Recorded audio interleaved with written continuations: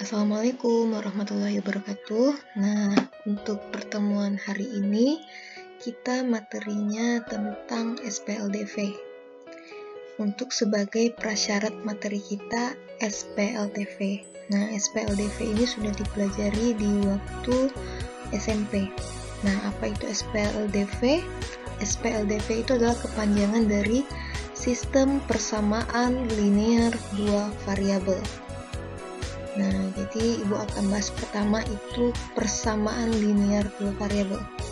Nah, apa itu persamaan linear dua variabel? Adalah persamaan yang memiliki dua variabel dengan masing-masing variabel berderajat 1. Nah, bentuk umumnya seperti ini. AX tambah BY sama dengan C. Nah, ini dia dua variabelnya. Variabelnya adalah X dan Y. Nah, maksud berderajat 1 itu adalah dia berpangkat 1 variabelnya. Nih, X-nya pangkat 1, Y-nya pangkat 1. Nah, kedua-duanya itu variabelnya berderajat 1. Baru dikatakan persamaan linear dua variabel. Nah, C ini merupakan konstanta. Nah, kemudian apa itu sistem persamaan linear dua variabel? Nah, sistem itu adalah suatu kesatuan terdiri dari beberapa komponen. Nah, jadi kalau udah sistem persamaan itu tidak cukup satu persamaan. Ada 2 persamaan, ada 3 persamaan, tergantung dari sistemnya. Kalau ini sistem persamaan linear dua variabel. Nah, berarti ada 2 persamaan nanti. Ada 2 persamaan linear variabel yang berada di dalam suatu sistem. Nah, ini bentuk umumnya. Jadi, suatu sistem tuh jika dituliskan seperti ini, pakai tanda kurung kurawal. Nah, baru isi persamaannya yang pertama A1X tambah B1Y sama dengan C1. Yang kedua persamaannya A2X tambah B2Y sama dengan C2.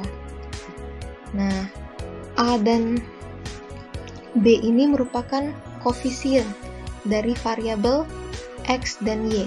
Nah, sedangkan C-nya ini adalah konstanta. Nah, jadi dilihat dari bentuknya, SPLDV itu memiliki 2 bentuk. Yang pertama adalah SPLDV homogen. Apa itu SPLDV homogen?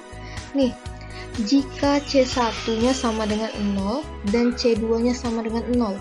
Nah, jadi ini C1-nya ini kita ganti dengan 0, C2-nya ini kita ganti dengan 0. Nah, tetapi dengan A1, A2, B1, dan B2-nya adalah konstanta bilangan real. Contohnya seperti ini. 3X tambah 2Y sama dengan 0, 3X kurang Y sama dengan 0. Nah, kedua yang ini, C-nya ini bernilai 0. Nah, maka bentuk penyelesaian dari SPLDV homogen ini adalah trivial, yaitu cuma X-nya sama dengan 0, kemudian Y-nya sama dengan 0. Tidak ada penyelesaian lain selain trivial ini. X sama dengan 0 dan Y sama dengan 0. Untuk bentuk yang seperti ini. Yang kedua, namanya SPLDV tak homogen. Nah, jadi C1 dan C2-nya ini dia tidak 0. Boleh salah satunya 0, tetapi kalau kedua-duanya 0 tidak boleh. C1 boleh 0, nanti C2 angka lain. Nah, jadi ini disebut SPLDV yang tak homogen. Nah, A, B, C-nya ini juga bernilai konstanta real. Contohnya ini. Yang pertama, 3X tambah 2Y sama dengan 1. X tambah Y sama dengan 0. Nah, ini C yang kedua bernilai 0. Boleh. Tetapi kalau kedua-duanya 0 berarti dia homogen. Nah, yang kedua contohnya ini. X tambah 2Y sama dengan negatif 1, X kurang 3Y sama dengan 2. Nah, jadi C-nya ini tidak bernilai 0 kedua-duanya. Nah, bagaimana penyelesaian dari SPLDV tak homogen? Nah, itu ada 3 bentuk, 3 jenis penyelesaian. Nah, yang pertama, jika ini kita udah bisa pastikan dia ada penyelesaian atau tidak ada penyelesaian atau banyak penyelesaian. Nah, jadi kalau angka A1 per A2-nya ini tidak sama dengan B1 per B2.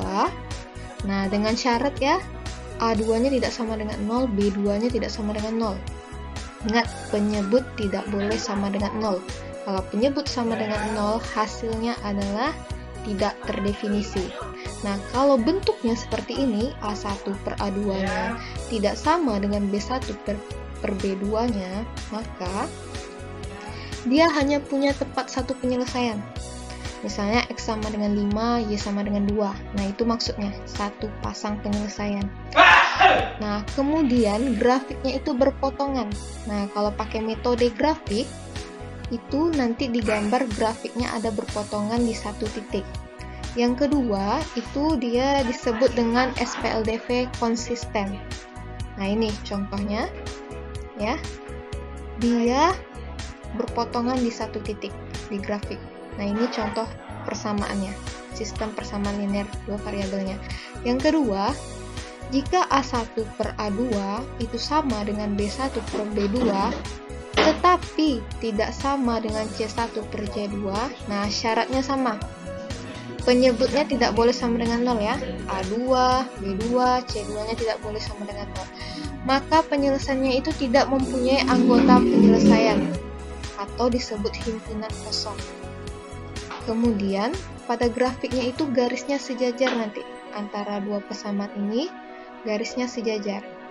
Nah, ini juga disebut SPLDV tidak konsisten. Nah, ini contohnya. Pada grafiknya ini garisnya sejajar. Jadi tidak ada penyelesaian. Penyelesaian itu adalah titik temu. Titik temu antara dua garis ini. Nah, kalau dia sejajar seperti ini, dia tidak ada titik temunya, sehingga tidak ada anggota penyelesaian. Nah, kalau ini dia berpotongan. Nah, sehingga ada satu titik nanti yang menjadi anggota penyelesaian, yaitu tepat satu anggota. Nah, sekarang yang ketiga, jika A1 per A2 sama dengan B1 per B2 dan sama dengan C1 per C2, dengan A2, B2, C2-nya tidak boleh sama dengan 0. Nah, maka dia tak terhingga banyak penyelesaian. Kemudian grafiknya itu berimpit dan SPLDV ini disebut sangat konsisten. Nah, contohnya ini, garisnya ini berimpit. Nah, karena berimpit, tadi titik temunya itu berarti sepanjang garis ini. Sehingga sangat banyak penyelesaian, tak terhingga banyak penyelesaian. Contohnya ini, kita selidiki apakah sistem persamaan berikut mempunyai penyelesaian atau tidak. Yang pertama, 3x kurang 6y sama dengan 12, 2x kurang 4y sama dengan 10. Kita selidiki dengan rumus tadi. A1 per A2 apakah sama dengan B1 per B2? Nah, ini kita tentuin. A1-nya itu 3, B1-nya negatif 6, C1-nya 12. Yang kedua, A2-nya 2, B2-nya negatif 4, C-nya 10. C2-nya 10. Jadi, kalau kita pakai yang cara tadi, A1 per A2. A1-nya 3, A2-nya 2. Hasilnya 3 per 2. Kemudian B1 per B2. B1-nya negatif 6, B2-nya negatif 4. Nah, ini kalau kita sederhanakan, jadinya hasilnya 3 per 2. Selanjutnya, C1 per C2. C1-nya 12, C2-nya 10. Nah, hasilnya 6 per 5. Nah, kalau dilihat A1 per A2 itu sama dengan B1 per B2, tetapi tidak sama dengan C1 per C2. Nah, maka sistem penyelesaian ini tidak mempunyai penyelesaian. Nah, sekarang yang kedua, sistem persamaan yang kedua, 2x tambah 3y sama dengan 8, 3x tambah y sama dengan 5. Nah, kita tentuin dulu. A1-nya 2, ya kan? B1-nya 3, C1-nya 8. Dan yang di bawah, A2-nya 3, B2-nya 1, C2-nya 5. Nah, kita pakai rumusnya. A1 per A2, A1 per A2, 2 per 3. Kemudian B1 per B2, 3 per 1. Nah, 2 per 3 apakah sama dengan 3 per 1? Tidak ya. Berarti A1 per A2 tidak sama dengan B1 per B2. Maka sistem penyelesaian ini memiliki tepat satu anggota penyelesaian. Nah, jadi ada satu anggota penyelesaian.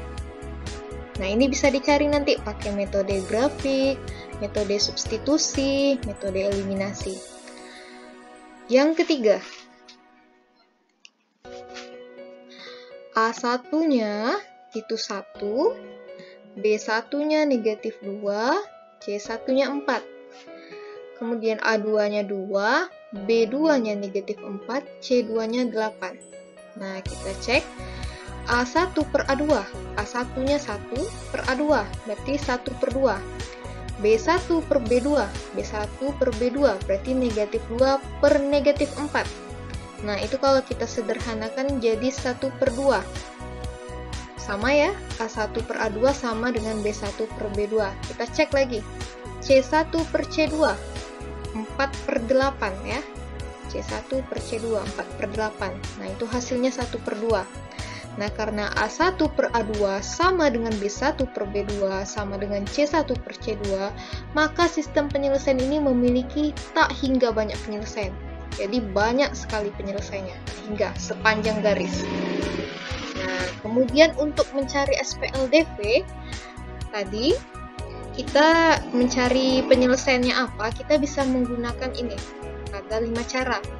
Metode eliminasi, substitusi, metode gabungan eliminasi dan substitusi, kemudian metode grafik, ini sudah dipelajari di kelas 8 SMP ya. Nah, jadi ada tambahan metode determinan sekarang menggunakan matriks. Nah, tetapi ini tidak kita pelajarin di kelas 11. Kita pelajari di kelas 11, tidak kita pelajari di kelas 10. Nah, Ibu tidak akan mengulang lagi nih metode eliminasi, substitusi, gabungan, metode grafik karena sudah dijelaskan ya. Tetapi Ibu akan mengingatkan aja, sekedar mengingatkan kembali karena nanti SPLDV ini harus paham kita supaya bisa masuk SPLDV. Nah, metode yang sering digunakan adalah metode gabungan. Jadi yang akan Ibu ulas sedikit adalah metode gabungan. Nah, ini contoh soalnya. Tentukanlah penyelesaian dari sistem persamaan.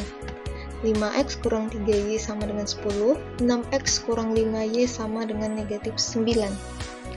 Nah, kalau kita lihat A1 per A2, 5 per 6. B1 per B2, negatif 3 per negatif 5. Nah, jadi A1 per A2-nya tidak sama dengan B1 per B2-nya ya.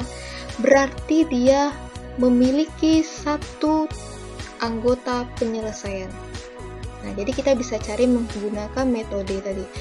Eliminasi, substitusi, atau metode gabungan. Nah, sekarang Ibu gunakan metode gabungan. Jadi Ibu eliminasi dulu. Ibu ingin mengeliminasi Y. Nah, kita mengeliminasi itu melihat dari angkanya ya, mana yang menurut kita lebih mudah. Nah, karena ini 3 dan 5, angkanya lebih kecil dibanding 5 dan 6, makanya Ibu mengeliminasi Y. Mengeliminasi X boleh. Nah, tapi ini kita lihat kondisi mana yang paling mudah. Nah, jadi Ibu mengeliminasi Y. Nah, ini berbeda ya koefisiennya 3 sama 5. Jadi kita harus samakan dulu. Nah, dengan menyamakannya itu kita mencari KPK-nya ya. 3 dengan 5 adalah 15. Nah, supaya ini jadi 15Y, maka kita kali 5. Yang di bawah, supaya 15Y kita kali 3. Nah, semuanya kita kali 5 yang di atas. Jadinya 25X kurang 15Y sama dengan 10 kali 5, 50. Yang di bawah kita kali 3 semuanya. 6X kali 3, 18X. Negatif 5Y kali 3, negatif 15Y. Negatif 9 kali 3, negatif 27. Nah, karena kita mau mengeliminasi Y, maka kita harus hilangkan dia. Nah, ini dikurang atau ditambah. Ingat ya, kalau dia tandanya sama berarti dikurang. Nah, jadi kita kurang. 25X kurang 18X, 7X. Nah, ini negatif 15Y kurang negatif 15Y sama dengan, ini nanti 0 ya, 50 kurang negatif 27. Nah, kenapa Ibu tulis seperti ini? Karena sering salah kalau pas ditanda negatif. Sering mengurangkan 50 kurang 27 aja. Padahal ada 50 kurang negatif 27. Nah, ini jadinya 7x. Ini negatif 15y. Negatif kali negatif positif 15y. Nah, ini kemudian 50-nya tetap. Negatif kali negatif positif 27. Nah, negatif 15y tambah 15y 0, tinggal 7x. Jadinya 7x sama dengan 77. Nah, supaya tinggal x, sama-sama kita bagi 7. Jadinya x sama dengan 77 per 7, 11. Nah, setelah itu, untuk mendapatkan nilai y-nya, Ibu gunakan cara substitusi. Nah, jadi tadi Ibu eliminasi, itu kemudian Ibu substitusi. Makanya disebut metode gabungan. Kita substitusi nilai x sama dengan 11 ke salah satu persamaan. Boleh persamaan pertama, persamaan yang kedua. Nah, Ibu milih persamaan pertama. 5x kurang 3y sama dengan 10. Ganti x-nya dengan 11, 5 kali 11 kurang 3y sama dengan 10. 5 kali 11, 55, kurang 3y sama dengan 10. Nah, 55-nya Ibu transfer, negatif 3y-nya tetap. 55-nya Ibu transfer, jadinya 10 kurang 55. Nah, negatif 3y, 10 kurang 55, negatif 45. Nah, supaya tinggal y, sama-sama bagi negatif 3. Nah, tanda dibalik, Bu? Enggak. Kalau persamaan, tanda tidak dibalik. Kecuali pertidaksamaan ya. Negatif 3 sama dengan negatif 45 per negatif 3. Dapatnya ini coret negatif 3-nya, tinggal y.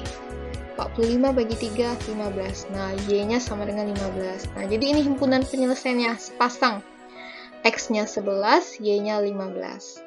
Oke, sekian materi SPLDV. Semoga Ananda memahami materi SPLDV ini. Nah, jika belum paham, ditonton terus videonya, diulang terus sampai paham ya. Ibu tutup. Wassalamualaikum warahmatullahi wabarakatuh.